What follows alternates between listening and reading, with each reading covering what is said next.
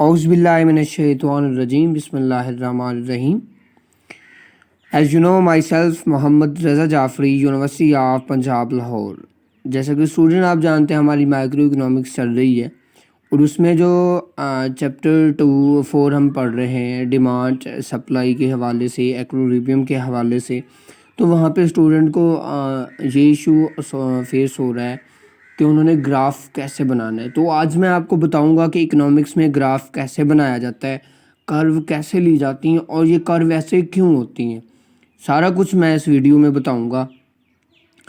Video की तरफ बढ़ने से पहले आपसे रिक्वेस्ट करता हूं कि अगर आपने चैनल को अभी तक भी सब्सक्राइब नहीं किया तो काइंडली आप कर लें, ताकि हर इशू जो कि आपको फेस होना है वो आपको यहीं से पहले ही मिलता रहे. तो चलते हैं अपने लेक्चर की तरफ कि आज हमने क्या पढ़ना है. तो आज हमने ये पढ़ना है कि इकोनॉमिक्स में ग्राफ कैसे रिप्रेजेंट किया जाता है, या हम किसी भी मतलब क्वांटिटी को प्राइस के लिहाज से कैसे रिप्रेजेंट कर सकते हैं. प्राइसेस कम होती हैं, इसके अलावा डिमांड बढ़ जाती है, तो हम कैसे रिप्रेजेंट कर सकते हैं ग्राफिकली, वो मैं आज आपको बताऊंगा. तो इसका सिंपल सा तरीका है. उर्दू में मैं कंसेप्ट लेकर आया हूँ कि डिमांड को तलब, सप्लाई को हम कहते हैं रसद. ठीक है. तो जो हमेशा जो है ना, सबसे पहले मैं कहूँगा जो एक्स एक्सिस और वाई एक्सिस, हमने दो क्या लिए, एक्स एक्सिस लिए और देन उसके साथ क्या वाई एक्सिस लिया. एक्स एक्सिस पे हमने क्या ली, डिमांड ली. हमने एक्स एक्सिस पर किस चीज़ को लिया, डिमांड को लिया, और वाई एक्सिस पर क्या लिया, सप्लाई लिया. ये सपोज कर लेते हैं, मतलब फॉर एग्जांपल हम एक्स एक्सिस पे सप्लाई भी ले सकते हैं. अमूमन ऐसा होता है कि जो डिमांड या सप्लाई होती है वो एक्स एक्सिस पे ली जाती है, देन उसके साथ जो प्राइस होती है वो हमारी वाई एक्सिस पे होती है. तो सबसे पहले मैं जो ये स्ट्रेट लाइन है ओरिजिन से सीधा पास थ्रू हो रही है, ये क्या है, एस. एस मीन यहाँ एस किसको, सप्लाई को रिप्रेजेंट कर रहा है कि ये क्या है, ख़त रसद है, जिसको उर्दू में सप्लाई कर्व को ख़त रसद कहा जाता है. तो ये इस ख़त की कुछ खसूसियात हैं जिसकी बिना पर ये क्या ओरिजिन की तरफ से नीचे से ऊपर की जानिब क्या करता है, ट्रैवल करता है. तो अगर आपसे कोई पूछे कि मतलब ये ज़िया पज़ीरी वाला ख़त भी होता है और ये अमूदी ख़त भी कहलाता है. अगर कोई आपसे पूछे कि जो ख़त हमारी कर्व होती है, सप्लाई कर्व, वो अमूद में क्यों होती है, वो नीचे से ऊपर ट्रैवल क्यों करती है, तो आपके पास आंसर होना चाहिए कि ये क्या है.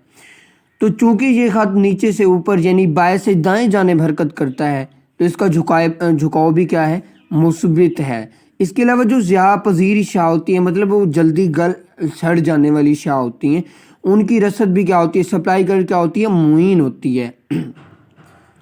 तो जो मतलब यौमिया मंडी होती है, हमारे पास यौमिया मंडी फॉर एग्ज़ाम्पल फ्रूट्स की मंडी, तो उनमें जो सप्लाई का होता है वो क्या होता है, लचकदार होता है, मतलब स्ट्रेट उसकी मतलब क्या अमूद में नहीं होता, वो हमारे पास क्या होता है, लचकदार होता है, और उसकी सतह ओ एक्स पर अमूद बनता है. तो अरसे कलील के मुकाबले में अरसे तवील में ख़त रसद ज़्यादा लचकदार होता है. यहाँ पे टाइम पीरियड की भी बात मतलब की जा रही है कि अगर आपके पास अरसे कलील है तो और अरसे तवील है, तो अरसे कलील के मुकाबले में जब अरसे तवील की बात हो रही है तो उसमें जो हमारा सप्लाई कर्व है वो क्या ज़्यादा लचकदार होता है. तो इसकी मेन सी क्या बात है कि ये मुस्बित क्यों होता है.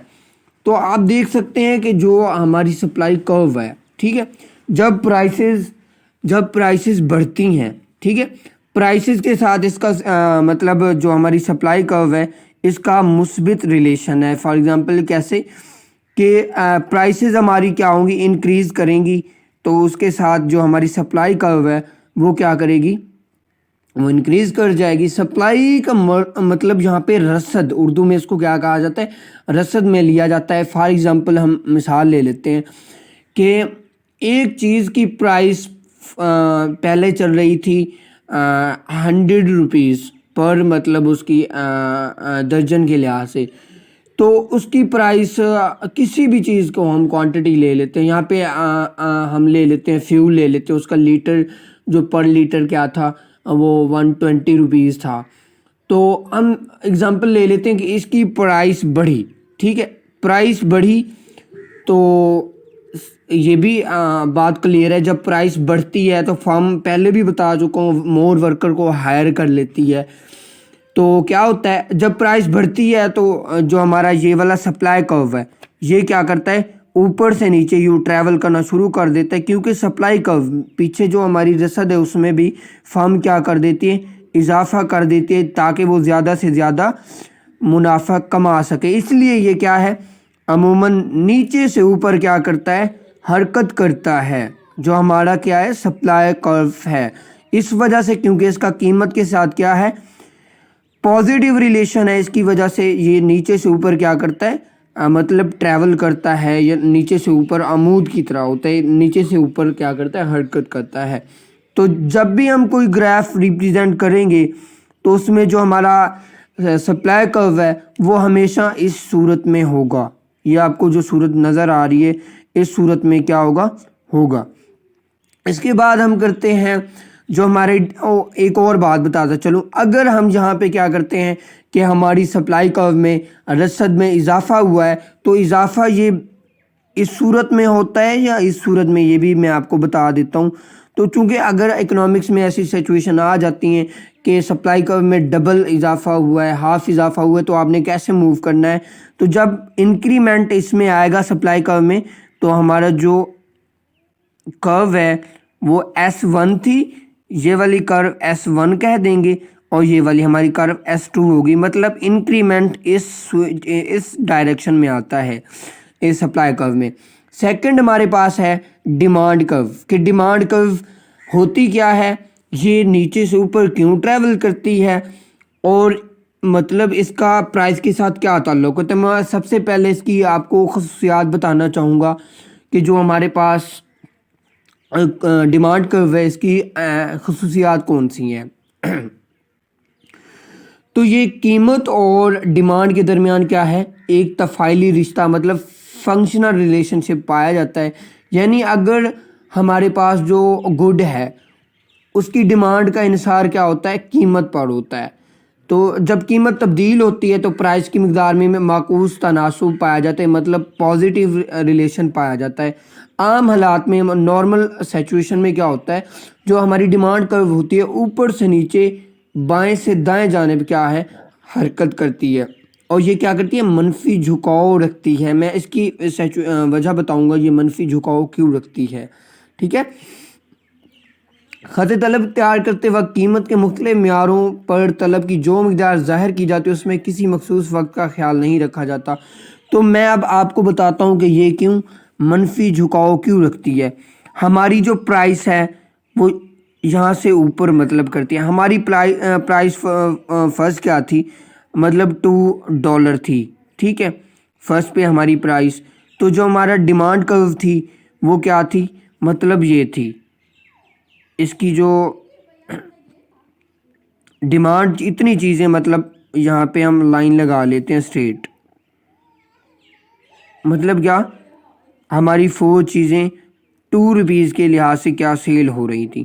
اس کی پرائس اب ہوئی $4 ہو گئی تو ہماری ڈیمانڈ کرو کیا ہے مطلب نیچے اوپر سے نیچے کیا ٹریول کرنا سٹارٹ کر دے گی.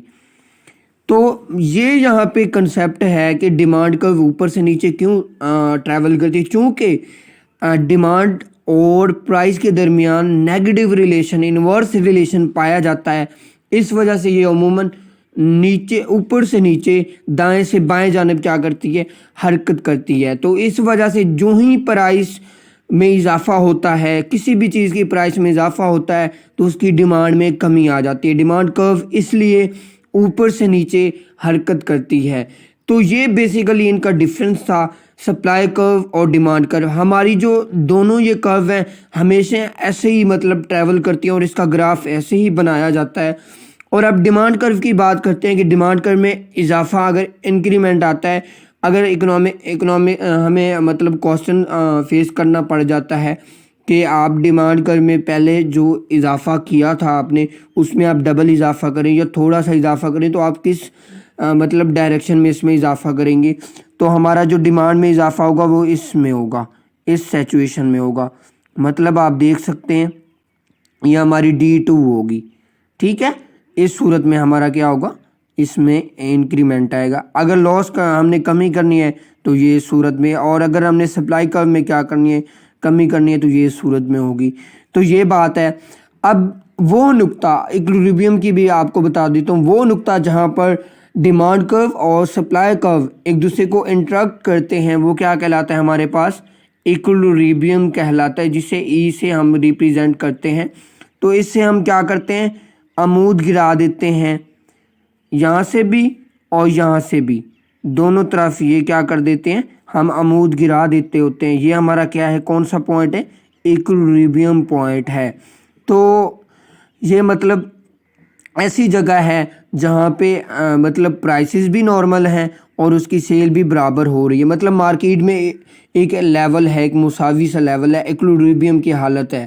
تو یہ ہماری ایسے مطلب اکنامکس میں ہم کیسے گراف کو ریپریزنٹ کر سکتے ہیں. تو نارملی اس کی ایکسپلینیشن اردو میں تو اس طرح کی جاتی ہے کہ یہ خط خط طلب ہے, ڈیمانڈ کرو ہے, جو اوپر سے نیچے دائیں سے بائیں جانب مطلب حرکت کرتا ہے یا گراؤ رکھتا ہے. اور ایس کیا ہے ہمارے پاس, اور ایس ہمارے پاس کیا ہے, خط رسد ہے, مطلب سپلائی کرو ہے, جو اوپر سے نیچے بائیں سے دائیں جانب بڑھنے کا رجحان رکھتا ہے, جو اس بات کی نشاندہی کرتا ہے جوں کسی چیز کی قیمت میں اضافہ ہوتا ہے تو ڈیمانڈ سپلائی کرو میں بھی کیا ہوتا ہے, اضافہ ہوتا ہے. اور ڈی ہمارا خط طلب ہے, جو کیا کرتا ہے, منفی جھکاؤ رکھتا ہے, جو اوپر سے نیچے کی جانب حرکت کرتا ہے, جو اس بات کی نشاندہی کرتا ہے جو قیمت میں اضافہ ہوتا ہے تو ڈیمانڈ میں کیا ہوتا ہے, ڈیمانڈ کرو منفی جھکاؤ رکھتی ہے, ڈیمانڈ میں کمی آ جاتی ہے. تو یہ ایک کنسیپٹ پایا جاتا ہے اکنامکس میں. یہ بیسیکلی ایک گراف تھا. اس کے بعد میں آپ کو سب مطلب طلب میں طلب کا سکڑاؤ, ڈیمانڈ کا سکڑاؤ, اس کے علاوہ سپلائی سکڑاؤ کیا ہوتا ہے, میں ایچ اینڈ ایوری تھنگ انشاءاللہ آپ کو اردو میں مطلب انگلش کے ساتھ ساتھ اردو میں بتاؤں گا. اس کے علاوہ میں مارکیٹ ڈیمانڈ کرو بتاؤں گا, ان کے گوشوارے بتاؤں گا آپ کو. اور اس کے علاوہ میں آپ کو مطلب اسی طرح مطلب لائیو خود کر کے دکھاؤں گا انشاءاللہ. میں امید کرتا ہوں یہ آپ کو کنسیپٹ سمجھ آیا ہوگا. مزید بھی کوسچن کیوری کے لیے مجھے وہیں چیٹ باکس میں آپ کامنٹ باکس میں کمنٹ کر سکتے ہیں. میں انشاءاللہ ٹرائی کروں گا کہ آپ کے مطلب جو کنسیپٹ ہیں وہ کلیئر کر پاؤں. اپنا ڈھیر سارا خیال رکھیے گا. اللہ حافظ.